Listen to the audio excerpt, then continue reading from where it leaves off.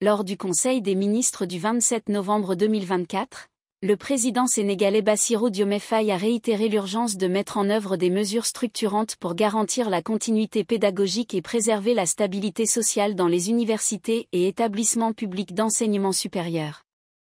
Un plan d'urgence pour les infrastructures universitaires. Le chef de l'État a mis en avant la nécessité d'un plan d'urgence pour accélérer la livraison des infrastructures universitaires telles que les amphithéâtres, les salles de cours, les restaurants universitaires et les pavillons d'hébergement.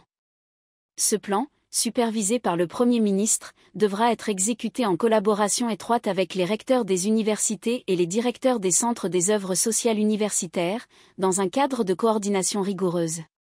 Gestion financière et optimisation des ressources.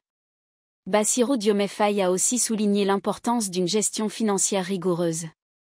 Il a demandé la finalisation rapide d'un audit des dépenses universitaires et sociales, avec pour objectif d'engager des réformes visant à optimiser le fonctionnement des universités et des structures du ministère de l'enseignement supérieur, en concertation avec toutes les parties prenantes.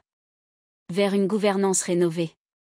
Dans une dynamique de réforme, le président a plaidé pour un modèle économique consensuel, élaboré en synergie avec la communauté universitaire, afin de renforcer la performance et la durabilité du système d'enseignement supérieur et de recherche. Une réponse à la croissance des effectifs.